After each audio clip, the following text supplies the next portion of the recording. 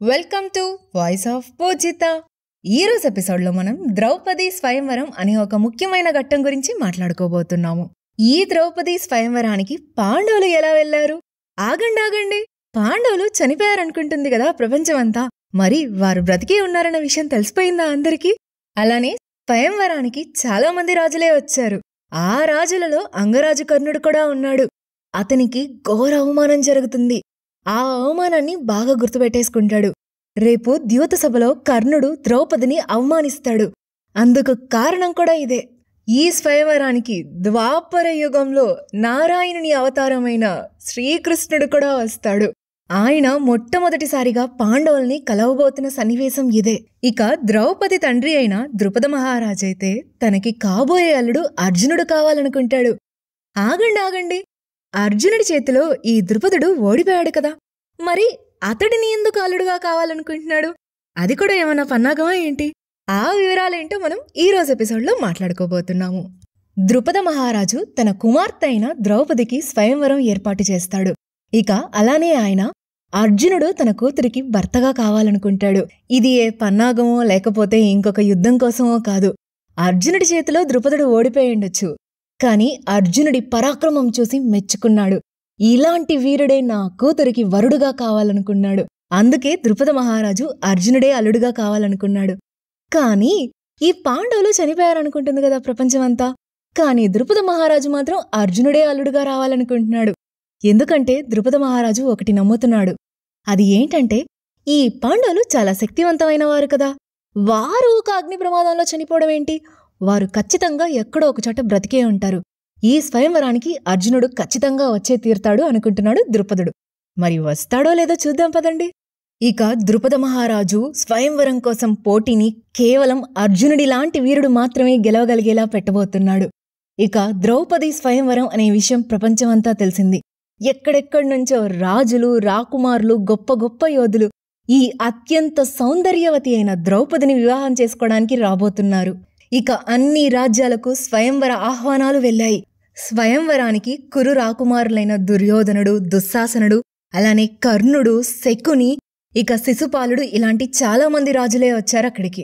ఇక పాంచాల రాకుమారి అయిన ద్రౌపదికి స్వయంవరం అనే విషయం పాండవుల దాకా చేరింది ఒక బ్రాహ్మణుడి ద్వారా.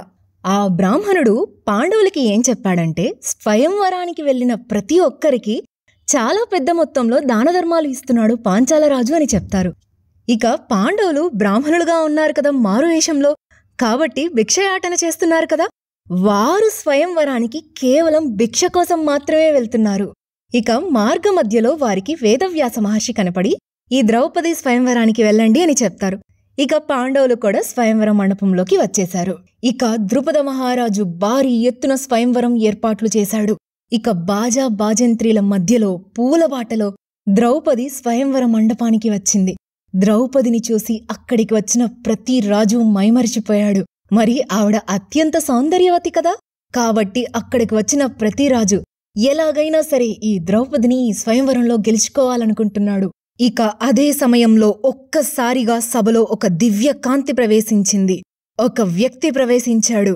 అతడు నీలమేఘ శ్యాముడి వర్ణం కలవాడు. వక్షస్థలంపై శ్రీవత్స లక్షణం ప్రకాశిస్తుంది. పసుపు వర్ణపు పీతాంబరాన్ని ధరించి అనంత వైభవాన్ని ఒడిసి పట్టుకున్న వాడిలా మెరిసిపోతున్నాడు. ఇక సభలో ఉన్న వారందరూ ఒక్క క్షణం నిశ్శబ్దమయ్యారు. ఎందుకంటే ఆయన రాకతో గాలి సైతం మౌనమైపోయింది. అతడే యుగ యుగాల ధర్మరక్షకుడు, దివ్య సాక్షిగా వచ్చినవాడు శ్రీకృష్ణ పరమాత్ముడు. ఇక శ్రీకృష్ణుడితో పాటు తన సోదరుడైన బలరాముడు కూడా విచ్చేశారు. వీరు స్వయంవరానికి పోటీలో పాల్గొనడానికి రాలేదు, స్వయంవరాన్ని వీక్షించడానికి వచ్చారు. మరి అక్కడ జరుగుతుంది ఎవరికి స్వయంవరం? సాక్షాత్తు ద్రౌపదికి, పరాశక్తి ప్రతిరూపానికి. ఆవిడ ద్వారానే కదా రేపు ధర్మ సంస్థాపన చేయబోతున్నారు. కాబట్టి శ్రీకృష్ణుల వారు కూడా ఆ స్వయంవర మండపానికి వచ్చారు. ఇక స్వయంవర నియమాల గురించి దృష్టద్యుమ్నుడు చెప్పడం మొదలుపెట్టాడు. ఇక ఆ స్వయంవరం పోటీ ఎంత కఠినంగా పెట్టారో తెలుసా? ఇక దృష్టద్యుమ్నుడు అక్కడికి వచ్చిన రాజులందరినీ చూస్తూ ఇలా చెప్తున్నాడు. ఆకాశంలో ఒక మత్స్యయంత్రం తిరుగుతుంది. ఆ తిరుగుతున్న మత్స్యయంత్రం యొక్క ప్రతిబింబం కింద నీరులో కనపడుతుంది కదా, అలానే అక్కడ ఒక ధనస్సు కూడా ఉంది. ఎవరైతే ఆ ధనస్సుని ఉపయోగించి ఇక్కడ నీటిలో కనబడుతున్న ప్రతిబింబాన్ని చూసి ఆ మత్స్య యంత్రాన్ని 5 బాణాలలోపే ఛేదిస్తారో వారికే నా సోదరి ద్రౌపది భార్య అవుతుంది అని చెప్తాడు. ఇక అక్కడికి వచ్చిన రాజులందరూ అది విని ఆశ్చర్యపోతారు. ఎందుకంటే ఆ మత్స్య యంత్రాన్ని ఛేదించాలంటే ఒక గొప్ప ధనుర్ధారి అయి ఉండాలి కదా. ఇంకా విచ్చేసిన రాజులందరూ ఒకరి తర్వాత ఒకరు ఆ ధనస్సును ఉపయోగించి మత్స్య యంత్రాన్ని ఛేదించబోయారు. కొంతమందైతే అసలు ధనస్సు కూడా మోయలేకపోయారు, ఇంకొంతమందైతే అసలు వేయలేకపోయారు. అప్పుడు ఆ పోటీలో పాల్గొనడానికి ఒక రాజు రాబోతున్నాడు. అతడే అంగరాజు కర్ణుడు.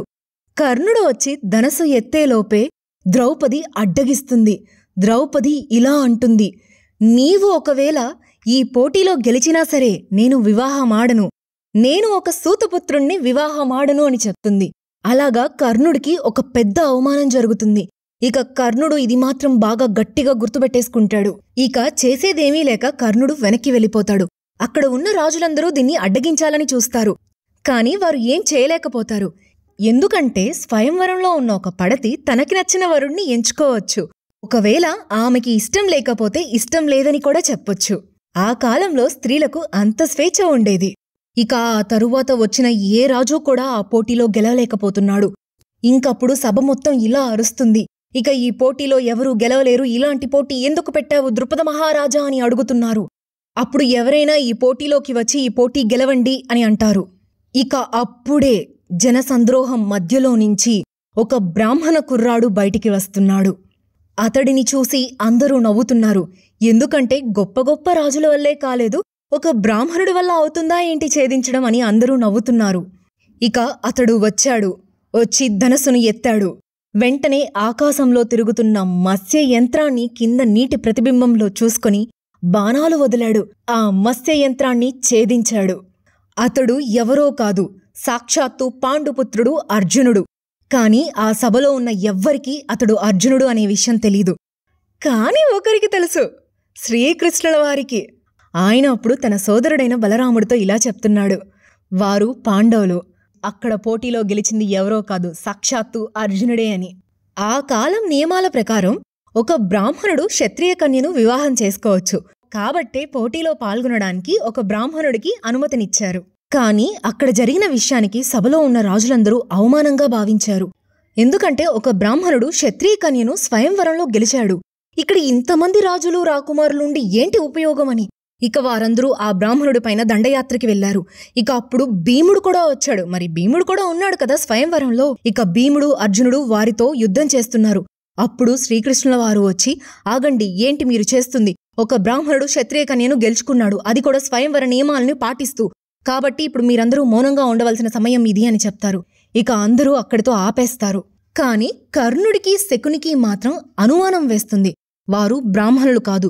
ఎందుకంటే ఆ పోటీని ఆషామాషీ వాళ్ళు గెలవలేరు, వారు ఖచ్చితంగా పాండుపుత్రులే అయ్యుంటారని అనుమానం వచ్చింది కాని ఆ అనుమానం నిజమా కాదా అన్నది వారికింకా తెలియలేదు.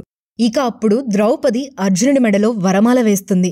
ఇక అర్జునుడు ద్రౌపదిని తీసుకుని వెళ్తున్నాడు స్వయంవర మండపం నుంచి. అక్కడున్న వారెవ్వరికీ వారు పాండవులు అని తెలియదు, అతడు ఒక బ్రాహ్మణుడే అనుకుంటున్నారు.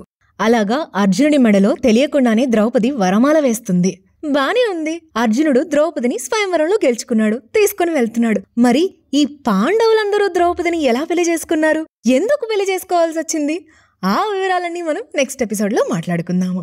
ఇక మీ అందరికీ ఈ వీడియో నచ్చినట్లయితే లైక్ చేయండి, షేర్ చేయండి, సబ్స్క్రైబ్ చేయండి. ఇట్లు మీ పూజిత.